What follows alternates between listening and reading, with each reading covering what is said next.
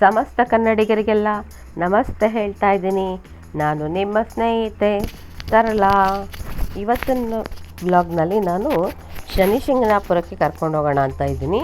ಇದು ಇರೋದು ಮಹಾರಾಷ್ಟ್ರ ಜಿಲ್ಲೆಯು, ಮಹಾರಾಷ್ಟ್ರ ರಾಜ್ಯ ಅಹಮದ್ನಗರ ಜಿಲ್ಲೆ ನೇವಾಸ ಅನ್ನುವಂಥ ತಾಲೂಕಿನಲ್ಲಿ ಈ ಕ್ಷೇತ್ರ ಇದೆ.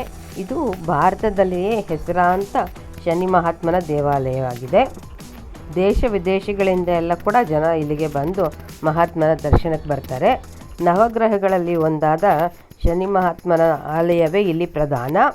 ಇದು ಶಿರ್ಡಿ ಕ್ಷೇತ್ರದಿಂದ 75 ಕಿಲೋಮೀಟ್ರ್ ದೂರದಲ್ಲಿದೆ. ರಾಹೋಮ್ ನಗರದಿಂದ 32 ಕಿಲೋಮೀಟ್ರ್ ದೂರದಲ್ಲಿದೆ. ಹಾಗೆ ಅಹಮದ್ ನಗರದಿಂದ 35 ಕಿಲೋಮೀಟ್ರ್ ದೂರದಲ್ಲಿದೆ. ಈ ಎಲ್ಲ ಕಡೆಗೆ ರೈಲು ಪ್ರಯಾಣದಿಂದ ಬರಬಹುದು. ನಾವು ವಿಮಾನ ಸೌಕರ್ಯಕ್ಕೆ ಬರದಲ್ಲೇ ಬರಬೇಕು ಅಂತಂದರೆ ನಾವು ಶಿರಡಿಯಿಂದ ಬರ್ಬೋದು ಅಥವಾ ಪೂನಾ ಮಾರ್ಗವಾಗಿ ಬರಬೇಕು. ಶಿರಡಿಯಿಂದ ಇಲ್ಲಿಗೆ ಟ್ಯಾಕ್ಸಿ ವ್ಯವಸ್ಥೆ ಇರುತ್ತೆ. ಒಬ್ಬರಿಗೆ 200 ರೂಪಾಯಿನ ತಗೊಳ್ತಾರೆ ಟ್ಯಾಕ್ಸಿನಲ್ಲಿ ಬರೋದಕ್ಕೆ. ಇಲ್ಲಿ ಭಕ್ತರು ತಂಗಳು ದೇವಸ್ಥಾನದ ವತಿಯಿಂದ ರೂಮ್ಗಳು 300 ರೂಪಾಯಿ ಅಥವಾ 400 ರೂಪಾಯಿನಲ್ಲಿ ವ್ಯವಸ್ಥೆ ಸಿಗತ್ತೆ ನಮಗೆ. ಇದೆ ನೋಡಿ ಮೇನ್ ಎಂಟ್ರೆನ್ಸು. ಅಲ್ಲದೆ ಖಾಸಗಿ ಹೋಟೆಲ್ ವ್ಯವಸ್ಥೆ ಕೂಡ ಈ ಕ್ಷೇತ್ರಕ್ಕೆ ಇದೆ. ಈ ಕ್ಷೇತ್ರದಲ್ಲಿ ಬೆಳಗ್ಗೆ 9 ಗಂಟೆಯಿಂದ ಮಧ್ಯಾಹ್ನ 3 ಗಂಟೆವರೆಗೂ ಪ್ರಸಾದದ ವ್ಯವಸ್ಥೆ ಇರುತ್ತೆ. ಇದೆ ನೋಡಿ ಊಟದ ಹಾಲು, ತುಂಬ ದೊಡ್ಡದಾಗಿದೆ. ಊಟದ ವ್ಯವಸ್ಥೆ ಸಂಜೆ ನಮಗೆ 6 ಗಂಟೆಯಿಂದ ರಾತ್ರಿ 9 ಗಂಟೆಗೆ ತನಕನೂ ಕೂಡ ಇಲ್ಲಿ ಊಟದ ವ್ಯವಸ್ಥೆ ಇರುತ್ತೆ. ವಿಶೇಷ ಅಂದರೆ ಈ ದೇವರು ನೆಲೆಸಿರೋದು ಕರಿಕಲ್ಲು ಶಿಲೆಯಿಂದಾಗಿ. ಇದು ನೋಡಿ ಮೇನ್ ಎಂಟ್ರೆನ್ಸು. ನಾವು ರಾತ್ರಿ ಹೊತ್ತು ಹೋಗಿದ್ದರಿಂದ ನಮಗೆ ಲೈಟಿನ ಬೆಳಕಿನಲ್ಲಿ ತುಂಬ ಚೆನ್ನಾಗಿ ಕಾಣ್ತಾ ಇತ್ತು ವ್ಯೂ. ಈ ಪೀಠದ ಪಕ್ಕದಲ್ಲೇ ಒಂದು ಬೇವಿನ ಮರ ಕೂಡ ಇದೆ. ಕರಿಕಲ್ಲು ಶಿಲೆ ಒಂದು ಬಯಲಿನಲ್ಲೇ ಸ್ಥಾಪನೆ ಮಾಡಿದ್ದಾರೆ ನೋಡಿ. ಇದೇ ಪೀಠ. ಈ ಪೀಠದ ಮೇಲೆ ಆ ಕರಿಕಲ್ಲನ್ನ ಸ್ಥಾಪನೆ ಮಾಡಿದ್ದಾರೆ. ಇದನ್ನೇ ಶನಿ ಮಹಾತ್ಮ ಅಂತ ನಾವು ಅಲ್ಲಿ ಪೂಜೆ ಮಾಡೋದು. ಇದು ವಿಗ್ರಹ ರೂಪದಲ್ಲಿ ಇರೋದಿಲ್ಲ. ಇದರ ಸ್ಥಳ ಪುರಾಣ ನಾನು ಹೇಳ್ತೀನಿ. ಇದರ ಪಕ್ಕದಲ್ಲೇ ಒಂದು ಬೇವಿನ ಮರ ಬೆಳೆದಿದೆ. ಆ ಬೇವಿನ ಮರ ತುಂಬ ಎತ್ತರಕ್ಕೆ ಬೆಳ್ಕೊಂಡು ಹೋಗುತ್ತೆ ನೋಡಿ. ಇದು ದೀಪಸ್ತಂಭ, ಸೂರ್ಯದೇವರ ದೀಪಸ್ತಂಭ. ಈ ಸುತ್ತದಲ್ಲೂ ಒಂದೊಂದು ಮಂಟಪ ಮಾಡಿದ್ದಾರೆ. ಇದನ್ನೆಲ್ಲ ನವಗ್ರಹ ಮಂಟಪ ಅಂತ ಹೇಳ್ತಾರೆ. ಅಲ್ಲೂ ಎಲ್ಲ ತುಂಬಾ ಪೂಜೆಗಳೆಲ್ಲ ನಡೀತಾ ಇದ್ವು. ನಮಗೆ ಜಾಸ್ತಿ ಪೂಜೆ ಮಾಡ್ಸೋಕ್ಕೆ ಅವಕಾಶ ಆಗಲಿಲ್ಲ. ಇದರ ಪಕ್ಕದಲ್ಲಿ ನಾನು ಬೇವಿನ ಮರ ಬೆಳೆದಿದೆ ಅಂತ ಹೇಳಿದ್ನಲ್ಲ, ಆ ಮರ ಬೆಳೆದು ತುಂಬ ದೊಡ್ಡದಾಗಿ ಏನಾದ್ರು ಶನಿಮಹಾತ್ಮನ ತಲೆ ಮೇಲೆ ಚಾವಣಿ ಥರ ಬರೋದಿದ್ದರೆ ಆ ಮರ ಬೆಳೆಯಲ್ವಂತೆ. ಅದು ಅಷ್ಟಕ್ಕೆ ಬಿದ್ದೋಗ್ಬಿಡುತ್ತೆ, ಕಟ್ಟಾಗೋಗ್ಬಿಡುತ್ತಂತೆ. ಆ ಕೊಂಬೆಗಳು ತಾನಾಗಿ ಕಟ್ಟಾಗಿ ಕೆಳಗಡೆ ಬಿದ್ದೋಗ್ಬಿಡುತ್ತಂತೆ. ಇದು ಒಂಥರ ವಿಚಿತ್ರನೇ, ಒಂಥರ ವಿಶೇಷ ಅಂತ ಅನ್ನಿಸ್ತು ನಮಗೂ ಕೂಡ. ಈ ಕ್ಷೇತ್ರದಲ್ಲಿ ಸ್ವಾಮಿ ನೆಲೆಸಿ ಈ ಕ್ಷೇತ್ರವನ್ನು ಕಾಯ್ತೀನಿ ಅಂತ ಹೇಳಿದ ಪ್ರಯುಕ್ತವಾಗಿ ಇಲ್ಲಿ ದೇವಸ್ಥಾನದ ಆದಿಯಿಂದ ಎಲ್ಲಿಗೂ ಬಾಗಿಲುಗಳು ಇಲ್ಲ. ಮನೆ, ಮಠ, ಬ್ಯಾಂಕು, ಶಾಲೆ ನೀವು ಗಮನಿಸ್ತಾ ಇರ್ಬೋದು ನೋಡಿ. ಎಲ್ಲ ಯಾವ ಮನೆಗಳಿಗೂ ಬಾಗಿಲುಗಳಿಲ್ಲ, ಚೌಕಟ್ಟು ಮಾತ್ರ ಇರುತ್ತೆ, ಬಾಗಿಲಿರಲ್ಲ. ಆಫೀಸ್ಗೂ ಬಾಗಿಲಿರಲ್ಲ, ಬ್ಯಾಂಕ್ಗೂ ಬಾಗಿಲಿರಲ್ಲ, ದೇವಸ್ಥಾನಕ್ಕೂ ಬಾಗಿಲಿರಲ್ಲ ನೋಡಿ. ಬ್ಯಾಂಕ್ಗೂ ಬಾಗಿಲಿಲ್ಲ, ಪೊಲೀಸ್ ಸ್ಟೇಷನ್ಗೂ ಸಹಿತನೂ ಬಾಗಿಲಿರಲ್ಲ. ಪೊಲೀಸ್ನವ್ರಿಗೆ ಕೆಲಸನೂ ಕಡಿಮೆನೇ, ಯಾಕೆಂದರೆ ಇಲ್ಲಿ ಕಳ್ಳತನನೇ ಆಗಲ್ಲ. ಎಲ್ಲರಿಗೂ ಶನಿ ಮಹಾತ್ಮನ ಭಯ ಇದೆ ನೋಡಿ. ಇದೆಲ್ಲ ಹೋಟೆಲ್, ದೇವಸ್ಥಾನದ ಕಡೆ ಅಂತ ಇರುವಂಥ ಹೋಟೆಲ್ ರೂಮ್ಸ್ಗಳು. ಮತ್ತು ಅಂಗಡಿ ಮುಂಗಟ್ಟುಗಳಿಗೂ ಕೂಡ ಬಾಗಿಲಿರೋದಿಲ್ಲ ಇಲ್ಲಿ. ಅಷ್ಟೇ ಯಾಕೆ, ಕಡೆಗೆ ಶೌಚಾಲಯಕ್ಕೂ ಬಾಗಿಲಿರಲ್ಲ. ಏನಂದ್ರೂ ಜಸ್ಟ್ ಒಂದು ಪರದೆ ಹಾಕಿರ್ತಾರೆ ಅಥವಾ ಅರ್ಧಂಬರ್ಧ ಕಟ್ಟಿರುವಂಥ ಕಟ್ಟಡ, ಒಂದು 3 ಅಡಿ ಗೋಡೆ ಮಾತ್ರ ಇರುತ್ತೆ. ಇದು ಮೊದಲಿಗೆ ಇದೆಲ್ಲ ಇರಲಿಲ್ಲ. ಈಗ ಅಂಡರ್ಗ್ರೌಂಡ್ ಮೂಲಕವಾಗಿ ರೋಡ್ನ ಮಾಡಿದ್ದಾರೆ. ಇಲ್ಲಿ ನಮಗೆ ದೇವರೇ ನಮ್ಮನ್ನು ಕಾಯ್ತಾ ಇರೋದ್ರಿಂದ ನಮಗೇನು ಭಯ ಅಂತ ಜನ ಹೇಳ್ತಾರೆ.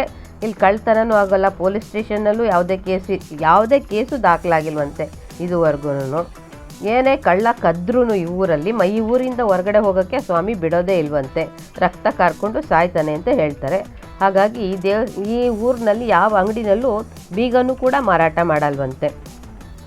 ಈ ದೇವಸ್ಥಾನದ ಸ್ಥಳ ಪುರಾಣ ಹೇಳೋದೇ ಆದರೆ, ಈ ದೇವಸ್ಥಾನ ಯಾವಾಗ ಪ್ರಾರಂಭ ಆಯಿತು ಅಂತ ಯಾರಿಗೂ ನಿಖರವಾದ ಮಾಹಿತಿ ಇಲ್ಲ.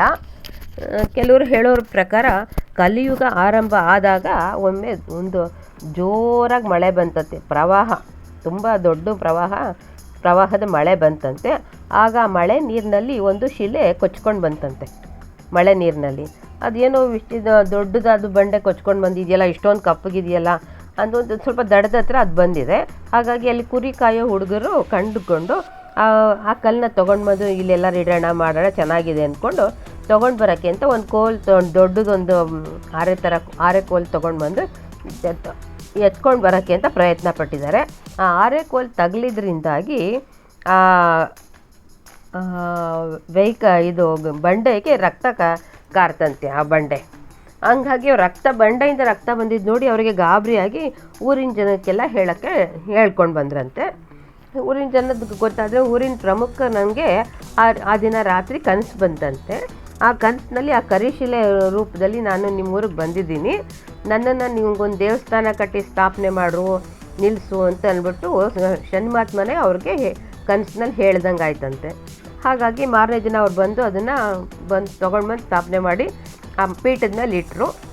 ಪೀಠದ ಮೇಲೆ ಇಟ್ಬಿಟ್ಟು ಅದಕ್ಕೆ ಚಾವಣಿ ಎಲ್ಲ ಕಟ್ಟಕ್ಕೆ ಹೋಗಿದ್ರೆ ಚಾವಣಿನೇ ನಿಲ್ತಾ ಇರಲಿಲ್ವಂತೆ. ಎಷ್ಟೇ ಮಾಡಿದ್ರೂ ಗೋಡೆ ಕಟ್ಟೋಕ್ಕಾಗಲ್ಲ, ಬಿದ್ದೋಗ್ತಾನೆ ಇತ್ತಂತೆ. ಮಾರನೇ ದಿನ ಅವ್ರ ಕನಸಿನಲ್ಲಿ ಮತ್ತೆ ಸ್ವಾಮಿನೇ ಬಂದು ನನಗೆ ಯಾವುದೇ ಬಂಧನ ಬೇಕಾಗಿಲ್ಲ, ನಾನು ಆಕಾಶನೇ ನನಗೆ ಚಪ್ರ ಆಗಬೇಕು, ನನಗೆ ಹೀಗೆ ನಿಲ್ಲಿಸು, ಗರ್ಭಗುಡಿ ಯಾವುದು ಬೇಡ ಅಂತ ಹೇಳ್ತಂತೆ ದೇವರು. ಹಾಗಾಗಿ ಈ ದೇವಸ್ಥಾನಕ್ಕೆ ಯಾವುದೇ ಗರ್ಭಗುಡಿನೂ ಇಲ್ಲ, ಆಕಾಶನೇ ಚಪ್ರ, ಭೂಮಿಯೇ ಹಾಸಿಗೆ ಅನ್ನೋ ಹಾಗಿದೆ. ಮೊದಲು ಈ ದೇವಸ್ಥಾನಕ್ಕೆ ಮಹಿಳೆಯರಿಗೆ ಪ್ರವೇಶ ಇರಲಿಲ್ಲ. ಆದರೆ 2016 ನಂತರ ಪೃಥ್ವಿ ದೇಸಾಯಿ ಅನ್ನೋರ ನೇತೃತ್ವದಲ್ಲಿ 500 ಜನ ಮಹಿಳೆಯರು ದೇವಸ್ಥಾನಕ್ಕೆ ನಮಗೂ ಪ್ರವೇಶ ಬೇಕು ಅಂತ ಹೋರಾಟ ಮಾಡಿದ್ರು. ಆ ಪ್ರಯುಕ್ತ ಕೋರ್ಟ್ನಲ್ಲಿ ಕೂಡ ಕೇಸೆಲ್ಲ ಆಗಿ ಗೆದ್ದು ಏಪ್ರಿಲ್ 8, 2016 ಮಹಿಳೆಯರಿಗೆ ಪ್ರವೇಶ ಒದಗಿಸಿಕೊಡಲಾಗಿದೆ. ವರ್ಷಕ್ಕೆ ಒಮ್ಮೆ ಶನಿಮಾತ್ಮನ ಜಯಂತಿ ಇದೆಯಲ್ಲ, ಆ ದಿನ ಇಲ್ಲಿ ಬಹುದೊಡ್ಡ ಜಾತ್ರೆ ನಡೆಯುತ್ತೆ. ದಿನಮಾನದಲ್ಲಿ ಈ ಕ್ಷೇತ್ರ ತುಂಬ ಅಭಿವೃದ್ಧಿಯನ್ನು ಕಂಡಿದೆ. ದೇವಸ್ಥಾನದಲ್ಲಿ ಸಹ ತುಂಬ ದೊಡ್ಡದಾಗಿ ಮಾಡಿದ್ದಾರೆ ದೇವಸ್ಥಾನನ. ನವಗ್ರಹ ಮಂಟಪ ಮುಂತಾದ ಕಮಾನು ಇದು ಯಾವುದೂ ನಾವು ಹಿಂದೆ ನೋಡಿದಾಗ ಒಂದು 10 ವರ್ಷ 15 ವರ್ಷದ ಕೆಳಗಡೆ ಇರಲಿಲ್ಲ. ಈಗ ತುಂಬಾ ಚೆನ್ನಾಗಿ ಮಾಡಿದ್ದಾರೆ. ಭಕ್ತರು ಇಲ್ಲಿ ಎಣ್ಣೆಣ್ಣೆನ ಸ್ವಾಮಿಗೆ ಅಭಿಷೇಕ ಮಾಡೋದು ಸಂಪ್ರದಾಯ. ಹಾಗಾಗಿ ಎಲ್ಲರೂ ಇಲ್ಲಿ ಆ ಸೇವೆನ ಮಾಡ್ತಾರೆ. ಒಂದು ದೊಡ್ಡ ತೊಟ್ಟಿ ಇದೆ, ಅಲ್ಲಿಗೆ ನಾವು ಎಣ್ಣೆನ ಹಾಕಿದ್ರೆ ಅದು ಸ್ವಾಮಿಯ ಮೇಲೆ ಪೈಪ್ ಮೂಲಕ ಹಾದು ಸ್ವಾಮಿಗೆ ಅಭಿಷೇಕ ಆಗುತ್ತೆ. ನೋಡಿ ಇದೆ ಆ ತೊಟ್ಟಿ. ಈ ತೊಟ್ಟಿನಲ್ಲಿ ನಾವು ತೊಗೊಂಡು ಬಂದಿರುವಂಥ ಎಣ್ಣೆನ ಇದರೊಳಗಡೆ ಹಾಕಬೇಕು, ಜರಡಿ ಹಾಕಿದ್ದಾರೆ ಮೇಲೆ. ಇಲ್ಲಿ ದೇವಸ್ಥಾನಕ್ಕೆ ಪೂಜೆ ಮಾಡೋದಕ್ಕೂ ಕೂಡ ಯಾವುದೇ ಪುರೋಹಿತರು ಇಡೋವಂಥ ಪದ್ಧತಿ ಇಲ್ಲ. ಭಕ್ತರು ತಾವಾಗಿಯೇ ಹೋಗಿ ಇಲ್ಲಿ ಪೂಜೆ ಮಾಡಬೇಕು. ಏನು ಒಂದು ಕಟ್ಟಳೆ ಅಂತಂದರೆ ಭಕ್ತರು ಆ ಕ್ಷಣ ಹೋಗಿ ಅವರು ಸ್ನಾನ ಮಾಡ್ಕೊಂಡು ಬಂದು ಮಡಿ ಉಟ್ಕೊಂಡು ಎಳ್ಳೆಣ್ಣೆನ ದೇವರಿಗೆ ಅಭಿಷೇಕ ಮಾಡಿ ಪೂಜೆ ಮಾಡ್ಬೋದು. ಈ ಥರ ಮಾಡೋದಕ್ಕೆ ಅಲ್ಲಿ 500 ರೂಪಾಯಿ ನಾವು ಪಾವತಿ ಮಾಡಬೇಕಾಗತ್ತೆ. ನಾವು ಈ ತೊಟ್ಟಿನಲ್ಲಿ ಎಣ್ಣೆ ಹಾಕೋದ್ರಿಂದ ಅದೂ ಕೂಡ ದೇವ್ರ ತಲೆ ಮೇಲೇ ಹೋಗಿ ಅಭಿಷೇಕ ಆಗೋದು. ನಾವು ಸ್ವಯಂ ನಾವೇ ಕೈಯಿಂದ ಹಾಕಬೇಕು ಅಂದರೆ ಮಾತ್ರ 500 ರೂಪಾಯಿ ಕಟ್ಟಬೇಕಾಗತ್ತೆ. ಇಲ್ಲಿ ಯಂತ್ರಗಳು ಸಿಗುತ್ತೆ ಮತ್ತು ಕಪ್ಪು ಬಟ್ಟೆಯಿಂದ ಮಾಡಿರುವಂಥ ಒಂದು ಬೊಂಬೆ ಸಿಗುತ್ತೆ. ಅದನ್ನು ನಾವು ತೊಗೊಂಡು ಬಂದು ಮನೇಲಿ ಯಂತ್ರ ಇಟ್ಟು ಪೂಜೆ ಮಾಡ್ಬೋದು. ಮತ್ತು ಆ ಗೊಂಬೆನ ನಾವು ಬಾಗಿಲಿಗೆ ಉಲ್ಟಂ ಪಲ್ಟಾಗಿ ಕಟ್ಟಿದ್ರೆ ಯಾವುದೇ ದುಷ್ಟಶಕ್ತಿಗಳು ನಮಗೆ ಬಂದು ಕಾಡೋದಿಲ್ಲ ಅನ್ನೋದು ಇಲ್ಲಿ ಜನರ ನಂಬಿಕೆಯಾಗಿದೆ. ಇದಿಷ್ಟು ಈ ಕ್ಷೇತ್ರದ ಪರಿಚಯ. ಜೀವನದಲ್ಲಿ ಒಮ್ಮೆನಾದರೂ ಈ ದೇವಸ್ಥಾನನ ದರ್ಶನ ಮಾಡಿ ಸ್ವಾಮಿಯ ಕೃಪೆಗೆ ಪಾತ್ರ ಆಗಬೇಕು ನೀವುಗಳು ಅನ್ನೋದು ಅಷ್ಟೇ ನನ್ನ ಆಶಯ. ಈ ವಿಡಿಯೋ ನಿಮಗೆ ಇಷ್ಟ ಆಗಿತ್ತು ಅಂದರೆ ಒಂದು ಲೈಕ್ ಕೊಡಿ.